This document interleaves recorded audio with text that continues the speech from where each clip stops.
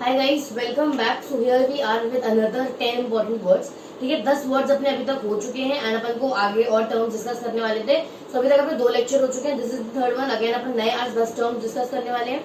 Last lecture I know थोड़ा सा लंबा हो गया था। I guess it was for 33 minutes, आधा घंटे कुछ का लेक्चर था, बट इट्स ओके। थोड़ा सा इन्फॉर्मेशन उस लेक्चर में ज्यादा था I guess, and I hope कि ये लेक्चर 15 से 20 मिनट का ही बनेगा, जैसा कि अपना टारगेट था एक्चुअली इस चैप्टर को लेकर। सो आई ट्राई जितनी ज्यादा से ज्यादा नॉलेज आपको एक टॉपिक से रिलेटेड दे पाए, उतना ज्यादा से ज्यादा आपको ज्ञान मिले एंड अपना जो 10 वर्ड्स है वो जल्दी से जल्दी कंप्लीट हो जाए। ठीक है, ट्रिक आप सबको याद होगी। अपन लोगों ने हर लेक्चर में 10 वर्ड सीखने हैं।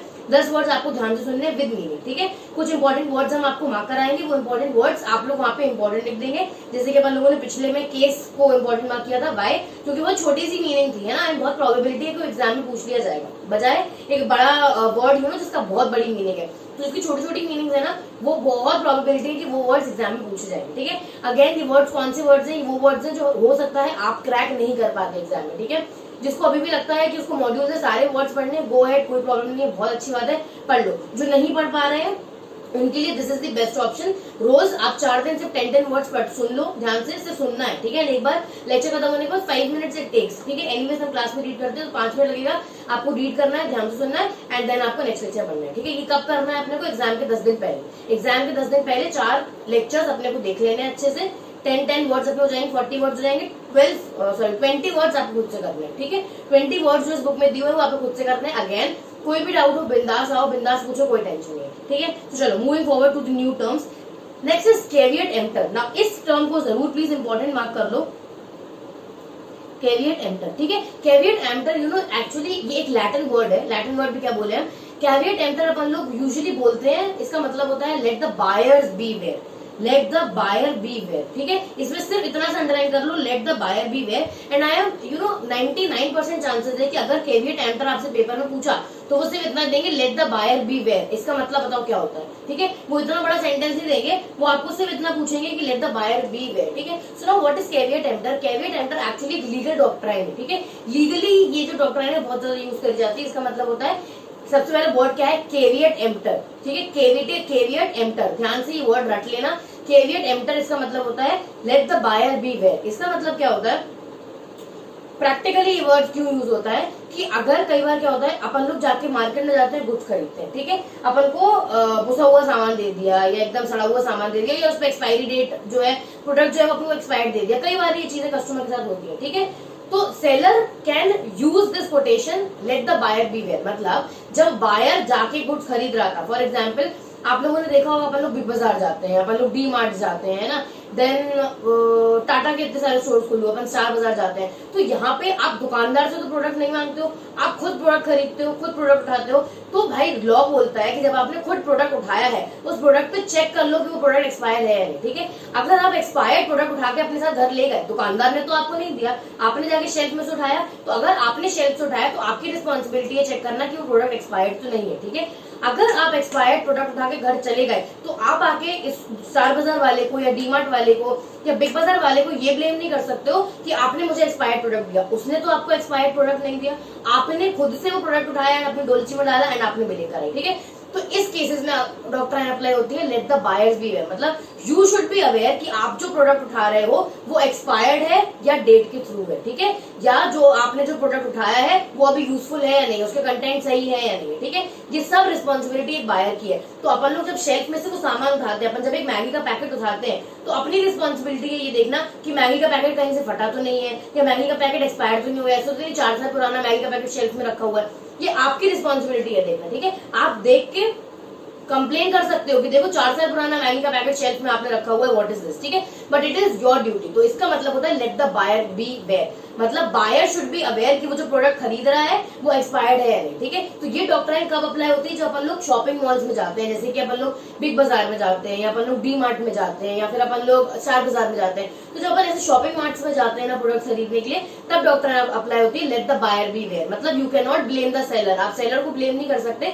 It was your responsibility to check कि प्रोडक्ट जो है वो एक्सपायर्ड है। ठीक है, तो बहुत ही सिंपल सा, आपको बहुत ज्यादा डिटेल में समझा दिया एंड आप आगे इस डॉक्ट्राइन के बारे में बहुत ज्यादा पढ़ेंगे। ठीक है, ये तो फिर भी कम समझा है, बट अपने को जो याद रखने वाली बात है दैट इज कैविएट एम्प्टर का मतलब होता है let the buyer be aware, मतलब बायर की रिस्पॉन्सिबिलिटी थी अवेयर रहना, उसको रिस्पॉन्सिबिलिटी है कि वो अवेयर रहे कि वो जो प्रोडक्ट खरीद रहा है दैट इज गुड और नॉट, ठीक है। सो कैविएट एम्प्टर मतलब let the buyer be aware, इसको let the buyer be aware को प्रॉपर्ली अंडरलाइन कर लीजिए एंड उसको हाईलाइट कर दीजिए, ठीक है, इट्स वेरी इंपॉर्टेंट। नेक्स्ट आता है कोलैटरल।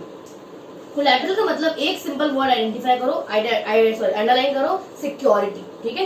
कोलैटरल का मतलब होता है सिक्योरिटी। अब आप लोगों ने कई बार सुना होगा कि अपन लोग घर गिरवी रख के पैसा लेते हैं, या अपन लोग मम्मी पापा अपने गहने गिरवी रख के लोन लेते हैं ना, तो अपन को जब भी बैंक से लोन लेना होता है तो ऐसा नहीं होता कि अपन बैंक के पास गए, अपन ने बैंक से बोला अरे सुनो यार 1 करोड़ रुपए दे दो, 2-4 महीने बाद या 1 साल बाद इंटरेस्ट लौटा दूंगा, है ना।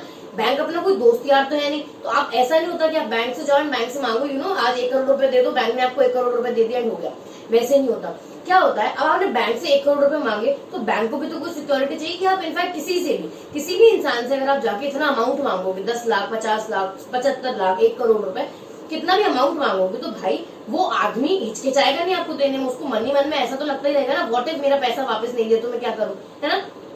तो अपन क्या करते हैं, अब अपन को पैसे की जरूरत है तो अपन क्या करते हैं, अपनी कोई इंपॉर्टेंट चीज, ठीक है, फॉर एग्जांपल अपने गहने, मान लीजिए अपने गहनों की कीमत 50-60 लाख है, ठीक है, अपन को 75 लाख का लोन चाहिए, ठीक है, अपने पास गहने, अपने पास 50-60 लाख के गहने हैं, बट अपन को लोन 75 लाख से चाहिए, ठीक है। तो अब अपन ने गए, अपन ने बैंक से बोला कि भाई हमको 75 लाख का लोन चाहिए, बैंक ने कहा ठीक है हम दे दो देंगे, लेकिन क्या अश्योरिटी है कि 75 लाख जो आप लेके जा रहे हो 75 लाख आप इतने इतने दिन में ही मुझे वापस कर दोगे, क्या अश्योरिटी है। तो वो बोलता है कि नहीं एश्योरिटी है मैं आपको दे दूंगा, बट आपके बोलने से तो कुछ नहीं होता, व्हाट इफ आप मेरा पैसा लेके भाग गए, एनीवेज बैंक में इतने घपले हो तब मैं क्या करूंगा।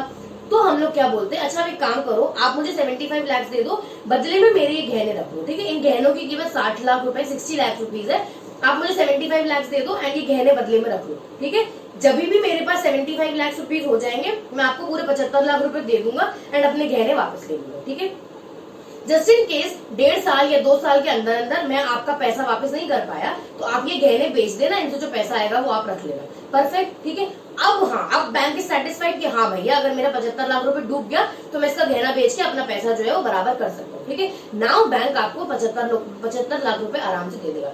तो ये अपन ने क्या किया, अपन ने 75 लाख रुपीज दिए, उसके बदले में अपन ने एक सिक्योरिटी दी, बैंक को एक सिक्योरिटी दी कि अगर मैंने आपका 75 लाख रुपीज 2 साल में वापस नहीं किया विद इंटरेस्ट तो आप ये मेरे गहने हैं, इसकी कीमत आज 60 लाख रुपीज है तो 2 साल बाद डेफिनेटली बढ़ जाएगी, आप इनको बेच देना एंड अपना पैसा पटा लेना, ठीक है। एंड या फिर जब मैं आपका पैसा पूरा दे दूंगा तो मैं इन पैसों को ले जाऊंगा। तो हमने बैंक को एक सिक्योरिटी दी, क्या सिक्योरिटी दी, गहने, हमारे जो गहने थे 60 लाख के वो हमने एज अ सिक्योरिटी बैंक को दे दी। तो इन गहनों को जो अपन ने एज अ सिक्योरिटी दी है this is called as collateral. Similarly अपन अपने प्रॉपर्टी के पेपर दे देते हैं ना, अपन प्रॉपर्टी के पेपर दे देते हैं, मॉर्गेज में देते हैं कि भैया ये प्रॉपर्टी के पेपर रख लो, इसके बदले मुझे 1 करोड़ का लोन दे दो, मैं आपको 1 करोड़ रुपए चुका दूंगा तब मेरे पेपर वापस कर देना, अगर नहीं चुका पाऊँ तो आप मेरी प्रॉपर्टी बेच देना, राइट। ये क्या, अगर अगेन अपन ने बैंक को सिक्योरिटी दी, क्या सिक्योरिटी दी, प्रॉपर्टी के पेपर्स, प्रॉपर्टी पेपर सिक्योरिटी है, नहीं अगर मैंने आपके पैसे वापस किए तो इनको बेच देना, एब्सोल्युटली करेक्ट। तो ये प्रॉपर्टी के पेपर्स जो अपन ने एज अ सिक्योरिटी दी है इनको अपने बोलते हैं कोलैटरल। तो कोलैटरल मतलब एक सिंपल वर्ड, कोलैटरल मतलब क्या होता है, सिक्योरिटी, ठीक है। नेक्स्ट आता है कंसोर्टियम। अब कंसोर्टियम बहुत ही इंटरेस्टिंग वर्ड है, इसको भी इंपॉर्टेंट मार्क करो क्योंकि पेपर में ऐसे ही आ गया तो अपने को याद नहीं आएगा कंसोर्टियम एग्जैक्टली होता क्या।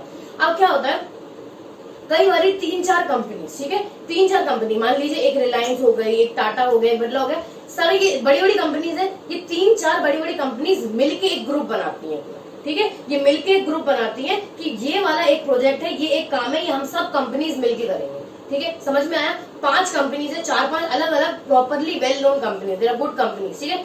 ये चारों 5 कंपनीज इकट्ठा होती है, एक ग्रुप बनाती है, क्योंकि उनको पता है कि ये भी बड़ी कंपनी, ये भी बड़ी कंपनी, ये भी बड़ी कंपनी, ये भी बड़ी कंपनी है, अगर ये बड़ी कंपनीज इकट्ठा एफर्ट लगाएंगी तो काम बेटर हो पाएगा, सबको सेम काम करना है। तो ये क्या करते हैं, सारी कंपनीज मिल जाती है, ठीक है, रिलायंस भी आ गई, टाटा भी आ गया, बिरला भी आ गया, सब मिल गए आपस में, ठीक है। इन्होंने बोला कि अब ये जो काम है अपन साथ में करेंगे। So these few 3 or 4 companies, these few companies have formed a group, इन्होंने एक ग्रुप बना दिया, ठीक है। एंड अब ये ग्रुप कब तक है, जब तक ये काम ना हो जाए। तो ये एक काम करने के लिए मान लीजिए एक कोई टारगेट है कि उनको ये एक काम करना है, ठीक है, तीनों कंपनीज को वो काम करना है, तीनों कंपनीज समझ में आ रहा है कि वो तीनों बड़ी कंपनीज है, एंड अगर इन तीनों कंपनीज के रिसोर्सेज मिल गए तो ये काम बहुत अच्छी तरीके से हो जाएगा। तो तीनों कंपनी ने दिमाग लगाया, तीनों बड़ी कंपनीज इकट्ठा आई, एक ग्रुप बनाया, कब तक के लिए वो ग्रुप बना, जब तक वो काम ना हो जाए, ठीक है।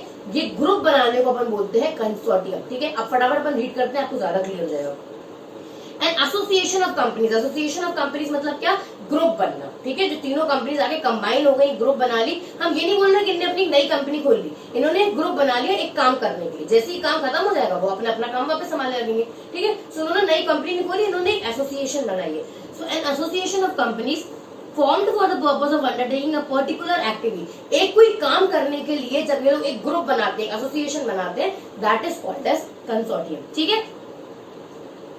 Next is cover note. Cover note बहुत इजी होता है। अपन सब लोग इंश्योरेंस कराते हैं ना, अपन लोग लाइफ इंश्योरेंस कराते हैं, अपन लोग मेडिकल इंश्योरेंस कराते हैं, अपन इंश्योरेंस कराते हैं, उसके लिए अपन लोग प्रीमियम भरते हैं, ठीक है। तो आप जब भी इंश्योरेंस कराओगे, प्रीमियम भरोगे, आपको पॉलिसी मिलती है, ठीक है। लेकिन ऐसा नहीं होता कि आज आपने इंश्योरेंस कराया, हाल की हाल आपको पॉलिसी मिल गई, ऐसा नहीं होता। नहीं, उस एजेंसी को भी थोड़ा सा टाइम चाहिए पॉलिसी बनाने के लिए। सो मान लीजिए आपने आज इंश्योरेंस कराया, आपको पॉलिसी मिली इस दिन, ठीक है। थोड़ा सा टाइम लगेगा ना, इस पीरियड में टाइम लगेगा। अब इस बीच पीरियड में आपको अगर कोई सिक्योरिटी चाहिए, क्योंकि आपने इंश्योरेंस कराया, कुछ कराया, तो इंश्योरेंस कंपनी क्या करती है, आपने इस दिन पे इंश्योरेंस कराया, आपको इंश्योरेंस पॉलिसी इस दिन मिली, तो इस पीरियड के लिए वो आपको एक नोट इशू करती है, that is called as cover note, ठीक है। तो अपन लोग कवर नोट बोल सकते हैं कि जो इंश्योरेंस पॉलिसी जब तक नहीं मिलती अपने को, तब तक अपने को इंश्योरेंस कंपनी जो है कवर नोट इशू कर देती है, ठीक है। कि इतने इतने का इंश्योरेंस कराया गया, अगर इतने इतने का लॉस हो गया तो इतना इतना इंश्योरेंस कंपनी बेयर करेगी, ठीक है। ऐसा लिख के वो एक कवर नोट इशू कर देती है। कवर नोट कब तक के लिए वैलिड है, जब तक आपको आपकी पॉलिसी ना मिल जाए। जिस दिन आपको आपकी पॉलिसी मिल गई, फिर तो आपके पास आपकी पॉलिसी है, तो आपका कवर नोट कोई वैलिड नहीं है, ठीक है। तो मान लीजिए अपन लोगों ने आज इंश्योरेंस कराया, इंश्योरेंस पॉलिसी ने बोला कि अगले 10 दिन में आपको आपकी पॉलिसी मिल जाएगी। व्हाट इफ मुझे इसी 10 दिन में लॉस हो गया, व्हाट इफ मुझे इस 10 दिन में मेरी दुकान चल गई, तो मुझे तो इंश्योरेंस कंपनी से अपना पैसा चाहिए ना। तो इसलिए इंश्योरेंस कंपनी क्या करती है कि जब तक पॉलिसी इशू नहीं हुई, आज मैंने इंश्योरेंस कराया, वो 10 दिन के लिए वो एक कवर नोट इशू करेगा। कवर नोट में भी सेम चीजें होती है जो इंश्योरेंस पॉलिसी में दिया हुआ है, लेकिन वो टेम्पररी होता है। जब एक दिन आपकी इंश्योरेंस पॉलिसी आ जाएगी, वो कवर नोट कैंसिल हो जाएगा एंड आपकी इंश्योरेंस पॉलिसी वैलिड है, ठीक है। फटाफट रीड कर ले। A document issued by an insurance company to provide cover note to the insured till a formal policy document is issued, ठीक है। जब तक एक पॉलिसी, जो फॉर्मल पॉलिसी का डॉक्यूमेंट जो एक्चुअली सबके पास आता है, जब भी आप पॉलिसी कराओगे, आप देखना आपके पास एक पूरा डॉक्यूमेंट आता है पॉलिसी का, इसमें सब लिखा होता है, टर्म्स एंड कंडीशंस लिखी होती है, मैच्योरिटी लिखी होती है, कब आपकी पॉलिसी मैच्योर होगी, कितना पैसा मिलेगा, किस किस केस में अपनी पॉलिसी मैच्योर करा सकते हो। वट एवर आपने प्री मैच्योर करा, आपने पहले पॉलिसी तोड़ दी, तो क्या आपका उस चीज का क्या आपको बेनिफिट्स मिलेंगे, क्या आपको डिसएडवांटेज है, ठीक है। सब एक तरह से मोटी बुकलेट सी आती है जिसमें सब कुछ लिखा होता है। तो जब तक बुकलेट ना आ जाए, तब तक के लिए आपको कवर नोट इशू कर दिया जाता है। एक दिन भी हो सकता है, 2 दिन भी हो सकता है, 3 दिन भी हो सकता है। तो बेसिकली जब तक पॉलिसी, फॉर्मल पॉलिसी जो होगी वो नहीं आ जाए, तब तक के लिए कवर नोट इज वैलिड। उसके बाद cover note is not valid, ठीक है। नेक्स्ट आता है credit note and debit note. अच्छा, ये दोनों कंसेप्ट बहुत ही इंटरेस्टिंग है, credit note and debit note. Credit note और डेबिट नोट का मतलब क्या है, एकदम ध्यान से समझना, ठीक है। आपको एक बार क्रेडिट समझ में आ गया, आपको डेबिट भी समझ में आ जाएगा। आप एक बायर हो, ठीक है, आप खरीददार हो, आप दुकान पे जाते हो, आप मान लीजिए किसी राशन पानी वाले की दुकान पे गए, ठीक है। आपने उससे अपना सामान मांगा, भैया 1 किलो चावल निकाल दो, 1 किलो दाल निकाल दो, 5 किलो आटा निकाल दो, 1 सॉस की बोतल निकाल दो, ठीक है। आपका बिल बनता है 700 रुपए, ठीक है। आपका बिल एक्चुअली बनना था 700 रुपए, ठीक है। लेकिन दुकानदार ने कुछ मिसकैलकुलेट करा एंड उसने बिल बना दिया 800 रुपए। आपने दुकान पे ध्यान नहीं दिया, भाई इतनी भीड़ है, दुकानदार ने बोला 800 रुपए हुआ, आपने 800 रुपए उसको दे दिया एंड आप अपना सामान लेके घर आ गए, ठीक है। अब जब अपन घर आते हैं, अपन पर्ची मिलाते हैं, है ना। हमेशा मम्मी लोगों की आदत होती है पर्ची मिलाने की, कि भाई 1 किलो आटा इतने का आया, 5 किलो चावल इतने का आया, या वॉट एवर जो 1 सॉस की बोतल इतने की, टोटल करा अपन लोगों ने पूरा कितना आया, ठीक है। तो जब अपन घर आए सामान लेके, अपन लोग दुकान पर उसको 800 रुपए दिया, ठीक है। अपन जब घर आए, अपन लोगों ने पर्ची टैली करी, पर्ची जब अपन लोगों ने टैली करना चालू किया, तो अपन ने देखा कि टोटल तो 700 रुपए आ रहा, 800 रुपए नहीं आ रहा। पर हम दुकानदार को तो 800 रुपए दिया है, अब क्या करें, है ना। दुकानदार को तो हम 800 रुपए दिए, पर टोटल तो 700 रुपए का आ रहा। तो दुकानदार ऐसा नहीं बोलता कि नहीं नहीं हम नहीं देंगे आपको 100 रुपए वापस। कभी कभार दुकानदार से भी गलती हो जाती है। तो भाई अपन दुकानदार के पास वापस गए, अपन ने बोला कि भैया जो आपने बिल बनाया इसका टोटल 700 रुपए आ रहा एंड मैं अभी आपको 800 रुपए दे के गया, तो अब मैं तो आपको 100 रुपए ज्यादा दे गया, है ना। मैं आपको 100 रुपए ज्यादा दे गया। तो दुकानदार क्या करता है, दुकानदार क्रेडिट नोट इशू करता है, ठीक है। क्रेडिट नोट इशू करता है। तो दुकानदार क्रेडिट नोट कब इशू करता है, जब बायर ने पैसा ज्यादा दे दिया, ठीक है। तो जितना भी पैसा ज्यादा दिया, यहाँ कितना पैसा ज्यादा दिया, 100 रुपए, 700 रुपए का सामान था पर अपन 800 रुपए दिए थे, है ना, दुकानदार को 800 रुपए दिए थे, तो 100 रुपए का अपन ने ज्यादा दे दिया, तो वो 100 रुपए का अपने को क्रेडिट नोट इशू कर देगा। ये दुकानदार अपने को 100 रुपए का क्रेडिट नोट इशू कर देगा। आपने सुना है दुकानदार कहते हैं ठीक है भैया 100 रुपए आपको उधार रहा है, आप कल आके कुछ और ले जाना। नहीं अपन कल जाते हैं 2 ब्रेड का पैकेट लेके आते हैं, दूध का पैकेट लेते हैं ना, 100 रुपए अपना खत्म हो जाता है, ठीक है। तो इसको क्या बोलते हैं, इसको बोलते हैं क्रेडिट नोट। तो दुकानदार ने क्या किया, 100 रुपए का आपको क्रेडिट नोट इशू कर दिया, मतलब आपको ये 100 रुपए आपको जब भी आपको चाहिए आप जाकर दुकानदार से रिडीम करा सकते हो, ठीक है। तो क्रेडिट नोट का मतलब होता है कि दुकानदार को आपको 100 रुपए देने हैं, ठीक है। तो क्रेडिट नोट कब इशू करा जाता है, जब खरीदार जो है, जो बायर जो है, वो कुछ ज्यादा पैसे दिया है, ठीक है। तो जितना भी उसने ज्यादा दे दिया, अपन लोगों ने यहाँ पे 100 रुपए दुकानदार को ज्यादा दे दिए थे, तो दुकानदार ने अपन को क्रेडिट नोट इशू करा, मतलब दुकानदार को आपको 100 रुपए देने हैं। सिंपल, रीड करते हैं एक बार। A document sent by a seller to a buyer, ठीक है। सेलर ने बायर को डॉक्यूमेंट भेजा to rectify an error of overcharge in an invoice. To rectify an error of overcharge, उसने सेलर ने बायर को एक डॉक्यूमेंट भेजा अपनी गलती सुधारने के लिए। कौन सी गलती, ओवरचार्ज की गलती। ओवरचार्ज मतलब क्या होता है, ज्यादा चार्ज कर देना। तो इस सेलर ने जो गलती करी है 800 रुपए चार्ज कर देने का बजाय 700 रुपए का, उसको सुधारने के लिए वो एक डॉक्यूमेंट भेजता है। This document is called as credit note, ठीक है। To allow credit for goods return it is entered in the books of account. Books of account वाली बात छोड़ दो, to allow credit for goods return. तो जो आपने 100 रुपए जो आपने ज्यादा दिए थे उसका क्रेडिट देने के लिए आपको क्रेडिट नोट इशू किया जाता है, ठीक है। तो कई बार अपन क्या करते हैं, अपन लोग मान लीजिए आटा लेके आए, दाल लेके आए, चावल लेके आए, सॉस की बोतल लेके, ठीक है। देन अपन ने कहा भैया ये सॉस की बोतल वापस रख लीजिए, मम्मी ने बोला सॉस की बोतल नहीं चाहिए, ठीक है। तो दुकानदार क्या करता है, दुकानदार आपको पैसे नहीं देता। दुकानदार क्या बोलता है, ठीक है जमा रहने दो, ये 60 रुपए जो भी है सॉस की बोतल का पैसा जमा रहने दो, कल आके आप पैसे ले लेना, ठीक है। This is again what, credit note, ठीक है। सो क्रेडिट नोट क्या होता है, जब भी सेलर जब आपको इशू करता है कोई डॉक्यूमेंट टू एंश्योर कि जो एक्स्ट्रा पैसा मेरे पास आपका है, ठीक है, आपका जो 100 रुपए मेरे पास एक्स्ट्रा है, जो 60 रुपीज आप जो बोतल वापस करके का वो जो जमा है वो आप कभी भी आके रिडीम करा सकते हो। This is called as credit note, ठीक है। इसका एग्जैक्टली उल्टा होता है डेबिट नोट। अब डेबिट नोट में क्या होता है, कई बारी जैसे अपन लोग दुकानदार को ज्यादा पैसे दिया है, कई बार अपन दुकानदार को कम पैसे भी दे आते हैं, है ना। अपन लोग ये भी बोलते हैं कि ठीक है 700 रुपए का बिल हुआ, अभी हमारे पास 650 रुपए है, 50 रुपए हम कल आके दे देंगे, ये भी अपन करते हैं ना। तो ये उल्टा हो गया। पहले क्या हो रहा था, सेलर बोल रहा था कि 60 रुपीज उसके पास जमा है, आप कभी भी आपको सामान लेना, ठीक है। अब आप दुकान पर खरीदने का आपके पास पूरे पैसे नहीं थे, तो आपने बोला 50 रुपए हम आपको कल आके दे देंगे, तो कल जब सामान लाएंगे आप उसमें 50 रुपए ऐड कर देना, ठीक है। तो अब सेलर क्या करेगा, अब सेलर आपको डॉक्यूमेंट इशू करेगा ये बोलने के लिए कि मुझे 50 रुपए दे दो, ठीक है। पहले सेलर क्या बोल रहा था, पहले सेलर बोल रहा था, आपको सेलर ने डॉक्यूमेंट इशू किया, उसने बोला कि 50 रुपए मेरे पास जमा है, कभी भी आके इनको ले लेना, ठीक है। अब सेलर क्या कर रहा है, सेलर आपको डॉक्यूमेंट इशू कर रहा है एंड बोल रहा है 50 रुपए आपके पास जो मेरे 50 रुपए वो मुझे दे दो। दोनों में डिफरेंस समझ में आया। पहले सेलर बोल रहा था कि उसके पास 50 रुपए जमा है, तो वो एक डॉक्यूमेंट इशू कर रहा था जिसमें वो बोल रहा था कि उसके पास 50 रुपए जमा है, ठीक है। That was credit note. क्यों, क्योंकि आप बाहर जाके वो 50 रुपए कभी भी यूज कर सकता है, ठीक है। नेक्स्ट इज, अब सेलर डॉक्यूमेंट इशू कर रहा है ये बोल के कि आप हमें 50 रुपए दे दो, अब हमें उसको पैसे देने हैं, तो this is called as debit note, ठीक है। Extremely simple. क्रेडिट नोट में क्या है, सेलर ने ओवरचार्ज कर दिया था, पैसे ज्यादा ले लिए थे, तो उसने क्रेडिट नोट इशू करा कि भाई जो भी एक्स्ट्रा है वो आप क्रेडिट ले लो, आप वापस दे दो, ठीक है।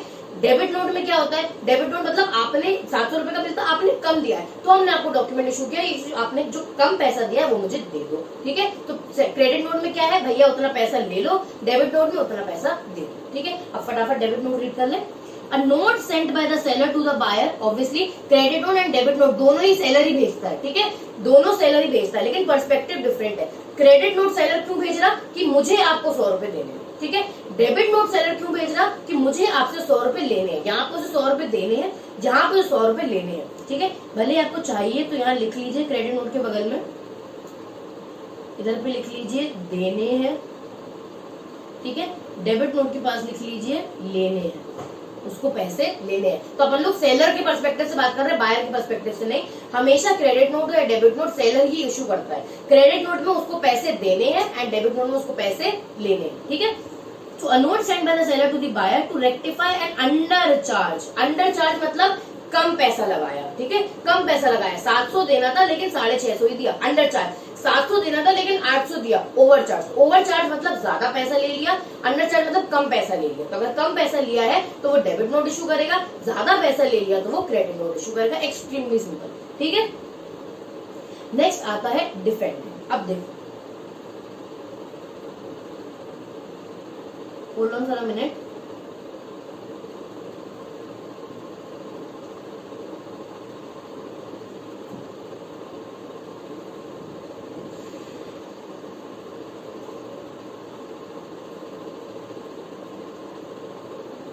चलो अब एक कंसेप्ट बहुत ध्यान से सुनो, ठीक है। अपन लोगों ने कल के लेक्चर में अपन लोगों ने शायद एक वर्ड मिस किया था, दैट वाज एपलेंट, ठीक है। तो एपलेंट का मतलब भी हम समझाने वाले हैं, ध्यान से सुनो। जब भी अपन लोग केस फाइल करते हैं, ठीक है, मान लीजिए हमने किसी बंदे के अगेंस्ट केस फाइल किया, ठीक है, हमने इसको 10 किलो आटा दिया था, इसने मुझे 50,000 रुपीज नहीं दिए।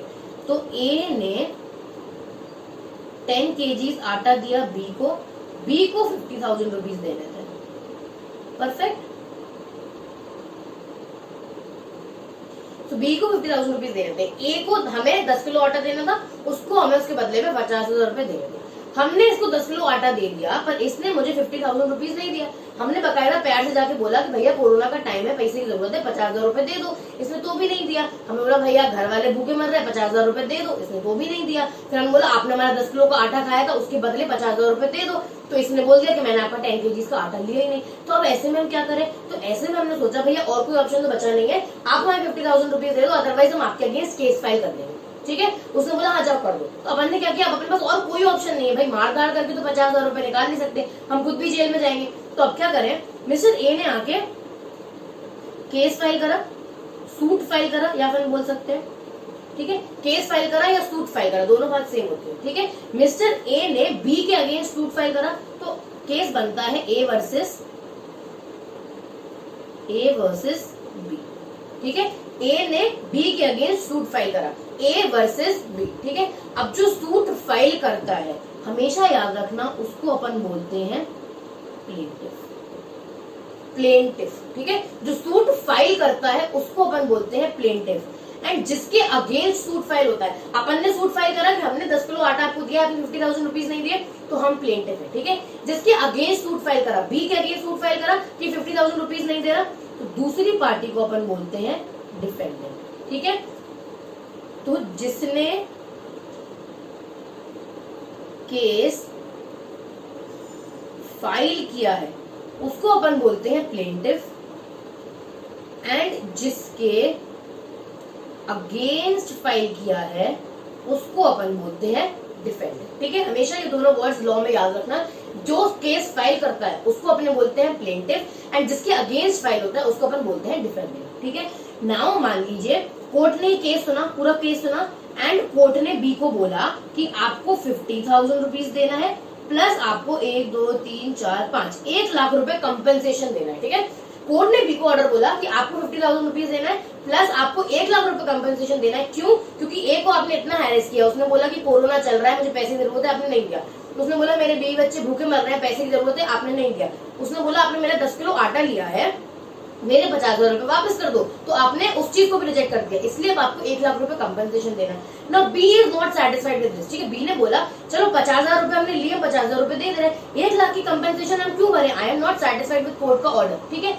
तो ऐसे में आपके पास क्या ऑप्शन होता है, बी जाएगा एंड अपील करेगा। अपील के बारे में अपन सबने सुना है, अपील क्या होता है, एक जज के ऑर्डर से अगर अपन सेटिस्फाई नहीं है ना, तो अपन दूसरे जज के पास अपील करते हैं, ठीक है। जो बी है वो जाएगा अपील करेगा। तो अब ध्यान से सुनना, पहले हमने क्या बोला, जो इंसान केस फाइल करता है उसको अपन बोलते हैं प्लेंटिफ, जिसके अगेंस्ट फाइल होता है उसको अपन बोलते हैं डिफेंडेंट, ठीक है। ये केस चल रहा, जजमेंट आ गया, जजमेंट से कोई भी पार्टी अगर सेटिस्फाइड नहीं है, ठीक है, assuming B is not satisfied, B को 1 लाख रुपए कंपेंसेशन नहीं देना, तो बी क्या करेगा, बी अपील फाइल करेगा। तो जो भी बंदा अपील फाइल करता है, जो अपील फाइल करता है उसको अपन लोग बोलते हैं एपेलेंट। फिर अपन लोग प्लेंटिफ या डिफेंडेंट नहीं बोलते। जब अपील फाइल होती है तो जो भी इंसान अपील फाइल कर रहा, अगर बी ने अपील फाइल करी है तो बी एपेलेंट बन जाएगा, अगर ए ने अपील फाइल करी है तो ए एपेलेंट बन जाएगा, ठीक है। एंड जिसके अगेंस्ट अपील फाइल हुई है, अब बी यहाँ पे अपील फाइल कर रहा, किसके अगेंस्ट, ए के अगेंस्ट अपील फाइल हो रही है, तो ए यहाँ पे बन जाएगा रिस्पोंडेंट, ठीक है, ये कंसेप्ट एकदम भी ट्रिकी नहीं है, एकदम सीधा साधा साधारण सा कंसेप्ट है। अपने को बस क्या समझना है, जब केस फाइल होता है तो जो केस फाइल कर रहा है उसको बोलते हैं प्लेंटिफ एंड दूसरी पार्टी को बोलते हैं डिफेंडेंट। ठीक है, अब ये केस चल रहा था, केस को ऑर्डर आया, दोनों में से कोई भी पार्टी, ठीक है, मान लीजिए B is not satisfied, B judgement satisfied नहीं है, तो बी क्या करेगा भाई, बी आगे वाले कोर्ट में अपील करेगा। तो जब बी ने अपील करी, ठीक है, जैसे ही बी ने अपील करी तो जो पार्टी अपील कर रही है, अब अपील कर रही है, सूट फाइल नहीं कर रहा, वो अपील कर रहा है, तो जब वो अपील करता है तो वो उसको बोला जाता है एपेलेंट, एंड जिसके अगेंस्ट अपील हुई है उसको अपन बोलते हैं रिस्पोंडेंट। तो यहाँ पे B was not satisfied, B ने बोला कि मैं 1 लाख रुपए कंपनसेशन नहीं दूंगा, मैं 50,000 रुपीज दे दूंगा बट 1 लाख कंपनसेशन नहीं दूंगा, तो उसने अपील फाइल करी। तो बी क्या बन गया, बी बन गया एपेलेंट एंड ए बन गया रिस्पोंडेंट। तो ये 4 टर्म्स हमेशा याद रखना, plaintiff, defendant and appellant, respondent. ठीक है, अगर यहाँ पे मान लीजिए कोर्ट ने ऑर्डर दिया होता कि प्लेंटिफ को सिर्फ 50,000 रुपीज ही मिलेंगे, ठीक है, जबकि प्लेंटिफ ने बोला था कि मुझे 50,000 रुपीज चाहिए, 1 लाख रुपए कंपनसेशन चाहिए, लेकिन कोर्ट ने बोला नहीं सिर्फ 50,000 रुपए मिलेंगे। तो प्लेंटिफ मतलब ए ने सोचा कि नहीं यार 50,000 रुपए क्यों, 50,000 रुपीज प्लस मुझे कंपनसेशन चाहिए, I am not satisfied with court को ऑर्डर। ठीक है, तो अब ए सेटिस्फाइड नहीं है तो ए क्या करेगा, ए अपील करेगा, ए ने अपील करी, ठीक है, ए ने अपील करी, तो अब एपेलेंट कौन बन गया, ए। क्यों, क्योंकि जो अपील फाइल करता है उसको अपन बोलते हैं एपेलेंट, एंड जिसकी अगेंस्ट फाइल होगी मतलब बी के अगेंस्ट फाइल हो रही तो बी हो जाएगा रिस्पोंडेंट। ठीक है, तो ये 4 टर्म्स हमेशा याद रखिएगा, plaintiff, defendant, appellant and respondent. ठीक है, ना यहाँ वर्ड क्या है, डिफेंडेंट। डिफेंडेंट हमने क्या बोला, डिफेंडेंट मतलब वो पार्टी जिसके अगेंस्ट सूट फाइल हुआ है। ठीक है, फटाफट रीड करो।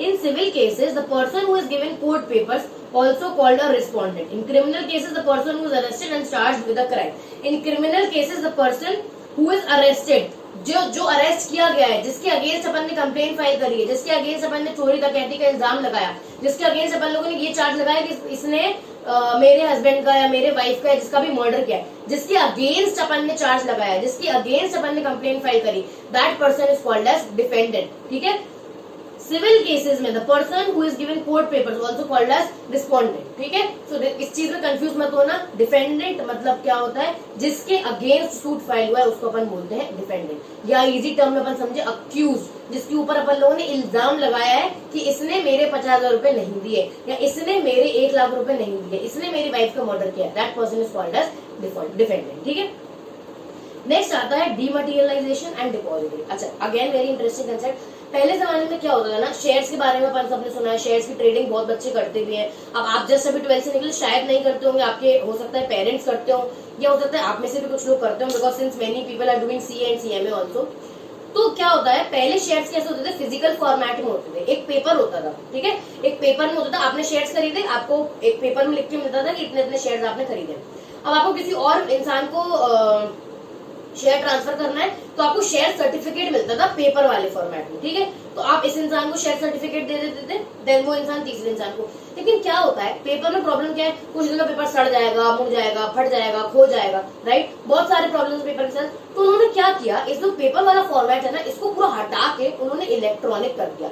इलेक्ट्रॉनिक उन्होंने कैसे किया, जैसे अपन बैंक जाते हैं ना, बैंक जाके अपन क्या करते हैं, बैंक जाके अपन अपना अकाउंट खुलवाते हैं, है ना, बैंक जाके अपन अपना अकाउंट खुलवाते हैं, वहां पैसे डिपॉजिट करते रहते हैं। ठीक, फिर अगर अपन को मान लीजिए अपने दोस्त को 1 लाख रुपए ट्रांसफर करने हैं तो अपन बैंक के पास जाते हैं, बैंक से कहते हैं आरटीजीएस कर दो, है ना, एंड बैंक आरटीजीएस करता है या एनईएफटी करता है एंड वो 1 लाख रुपए ट्रांसफर हो जाते हैं। तो अपन ने तो कुछ नहीं किया, अपन ने बैंक में अकाउंट खुलवाया, अपना पैसा वहां डिपॉजिट कर दिया एंड बैंक ट्रांजेक्शन करता रहता है अपने बिहाफ पे। ठीक है, सेम अब होता है शेयर्स में। अब उन्होंने क्या किया, शेयर्स को फिजिकल फॉर्मेट से इलेक्ट्रॉनिक फॉर्मेट में कन्वर्ट कर दिया। अब क्या होता है, जैसे बैंक अकाउंट होता है वैसे एक और अकाउंट होता है जिसको अपन बोलते हैं डीमैट अकाउंट। ठीक है, वैसे एक और अकाउंट होता है जिसको अपन बोलते हैं demat account, DEMAT। Demat account कौन खोलता है, जो शेयर में ट्रेडिंग करते हैं। ठीक है, तो अब जैसे अपन लोग बैंक में अकाउंट खोलते हैं वैसे अपन लोग डीमैट अकाउंट खोलते हैं। ठीक है, अब ये डीमैट अकाउंट किसके पास खुलता है, डीमैट अकाउंट खुलता है डिपॉजिटरी के पास। ठीक है, डीमैट अकाउंट खुलता है डिपॉजिटरी के पास। 2 टाइप की डिपॉजिटरीज होती हैं, NSDL and CDSL। NSDL CDSL। ठीक है, इंडिया में 2 डिपॉजिटरीज हैं, NSDL एंड CDSL। ठीक है, ये 2 डिपॉजिटरीज हैं। अब जैसे अपन लोग बैंक जाते हैं, है ना, तो बैंक में अपन लोग एजेंट्स होते हैं, एजेंट्स के थ्रू अपन लोग अकाउंट खुलवाते हैं। सिमिलरली डिपॉजिटरी में अकाउंट खुलवाने के लिए डिपॉजिटरी के एजेंट्स होते हैं जिनको अपन बोलते हैं DP, डीपी मतलब होता है डिपॉजिटरी पार्टिसिपेंट, ठीक है। सो अगर अपन को डिपॉजिटरी में अकाउंट खुलवाना है, अपन को डीमैट अकाउंट खुलवाना है, अपन लोग डिपॉजिटरी पार्टिसिपेंट के पास जाएंगे। डिपॉजिटरी पार्टिसिपेंट जो भी फॉर्मेलिटी होती है एनएसडीएल या सीडीएसएल के पास, उनको फुलफिल करेगा और अपना एक डीमैट अकाउंट खोल देगा, ठीक है। तो ये जो फिजिकल शेयर्स को जब अपन लोग इलेक्ट्रॉनिक फॉर्म में कन्वर्ट करते हैं, जब अपन लोग फिजिकल शेयर्स को इलेक्ट्रॉनिक फॉर्म में कन्वर्ट करते हैं, this process is called as dematerialisation. पहले शेयर्स फिजिकल फॉर्मेट में होते थे, ठीक है। शेयर सर्टिफिकेट अपने को फिजिकल फॉर्मेट में मिलता था, अब ये सब लफड़े नहीं है, ठीक है। अब अपन ने क्या किया, जो भी शेयर का फिजिकल फॉर्मेट में होल्ड कर रहे हो कोई जरूरत नहीं है, आप एक डीमैट अकाउंट खोल लो एंड सारे शेयर्स को इलेक्ट्रॉनिक फॉर्मेट में कन्वर्ट कर लो, ठीक है। तो दिस इलेक्ट्रॉनिक फॉर्मेट में जब अपन कन्वर्ट करते हैं, अपन लोग डीपी के पास जाएंगे, डिपॉजिटरी पार्टिसिपेंट के पास जाएंगे, अकाउंट खुलवाएंगे, वो सारी फॉर्मेलिटीज पूरी करेंगे और अपना अकाउंट खुल जाएगा एंड ये शेयर जो है वो ट्रांसफर हो जाएंगे अपने इलेक्ट्रॉनिक फॉर्म में। तो ये जो प्रोसीजर होता है पूरे इलेक्ट्रॉनिक फॉर्म में कन्वर्ट होने के लिए, उसको अपन बोलते हैं डीमटेरियलाइजेशन, ठीक है। डीमटेरियलाइजेशन मतलब conversion of shares from physical form to electronic form, ठीक है। रीड कर ले एक बार, conversion of debentures from electronic form, security paper और such as physical form, shares of form 2। Okay, definition पूरी नहीं लिखी है, कोई बात नहीं, आई करेक्टेड, ठीक है। आई करेक्टेड जो भी एरर है उसको इग्नोर कर दो, जो notes I updated and I corrected, obviously कोई एरर हुआ है यहाँ पे, बट कोई प्रॉब्लम नहीं है। सो डीमटेरियलाइजेशन बेसिकली मतलब कन्वर्जन ऑफ फिजिकल शेयर, ठीक है। फिजिकल शेयर जो है उसको जब आप इलेक्ट्रॉनिक फॉर्म में कन्वर्ट करते हो, that is called as dematerialisation. तो यहाँ पे आप एक छोटा सा लिख लो, यहाँ पे लिख लीजिए ऐसे conversion, I don't have space तो आई कैन नॉट राइट, इसे उधर ही लिखा दिखाई देगा आपको, conversion physical to electronic form, अच्छे से लिख लो वहां पे। और यहाँ पे स्पेस कम है तो इतना ज्यादा आई कुड नॉट राइट इतना प्रॉपर्ली, तो आप लिख लो conversion physical to electronic form, ठीक है। सो दैट आप डीमटेरियलाइजेशन जब वर्ड पढ़ोगे आपको याद आ जाएगा। Next is depository. अब ये जो अपन डीमटेरियलाइजेशन करा रहे हैं, कैसे करा रहे हैं, डीमैट अकाउंट खुलवा रहे हैं। डीमैट अकाउंट किसके पास खुलवा रहे हैं, डिपॉजिटरी पार्टिसिपेंट के पास। डिपॉजिटरी पार्टिसिपेंट किसके पास जा रहा है आपका अकाउंट खोलने, डिपॉजिटरी के पास। तो डिपॉजिटरी क्या है, डिपॉजिटरी वो है जहां पे एक्चुअली डीमैट अकाउंट खुलता है। डिपॉजिटरी वो ऑर्गेनाइजेशन है, वो एजेंसीज है जो डीमटेरियलाइजेशन में इन्वॉल्व है, जो बेसिकली जो प्रोसेस है पूरा फिजिकल शेयर्स को इलेक्ट्रॉनिक फॉर्म में ट्रांसफर करने का, ये काम कर कौन रहा है, डिपॉजिटरीज, ठीक है। तो डिपॉजिटरी कौन है, डिपॉजिटरीज एन ऑर्गेनाइजेशन, एजेंसी, कुछ भी बोल लो उनको, अथॉरिटी, जो डीमटेरियलाइजेशन करा रही है, जो फिजिकल शेयर्स को इलेक्ट्रॉनिक फॉर्म में कन्वर्ट करा रहे हैं, ठीक है। फटाफट रीड कर लें। The system of organization which works through registered members called depository participants. तो NSDL, CDSL के एजेंट्स जो उनको अपन क्या बोलते हैं, depository participants, to maintain a record of securities in electronic और डीमटेरियलाइज्ड फॉर्म, ठीक है। सो NSDL या CDSL ये दोनों क्या है, डिपॉजिटरीज है, ठीक है। ये डिपॉजिटरीज काम कैसे करती हैं, इनके एजेंट्स हैं डिपॉजिटरी पार्टिसिपेंट्स। डिपॉजिटरी पार्टिसिपेंट्स का काम क्या है, फिजिकल शेयर्स को इलेक्ट्रॉनिक फॉर्म में कन्वर्ट करना, मतलब उनको डीमटेरियलाइज करना एंड उनका रिकॉर्ड मेंटेन करना। This is what a depository does, ठीक है। ऑपरेट किसके थ्रू करती है, डिपॉजिटरी पार्टिसिपेंट के थ्रू। नेक्स्ट आता है डिसमिसल।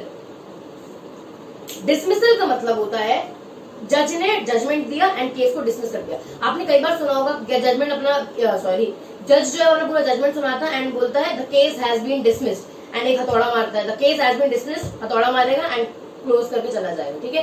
तो डिसमिस मतलब होता है कि जज ने पूरे आर्गुमेंट सुन लिए, इस पार्टी की बात सुन ली, इस पार्टी की बात सुन ली, सारे एविडेंसेस देख लिए, सारे सबूतों को मद्देनजर रखते हुए वो अपना जो जजमेंट है वो देता है एंड केस को बंद कर देता है, ठीक है। तो जब वो अपना जजमेंट दे के केस को बंद कर देता है, that is called as dismissal.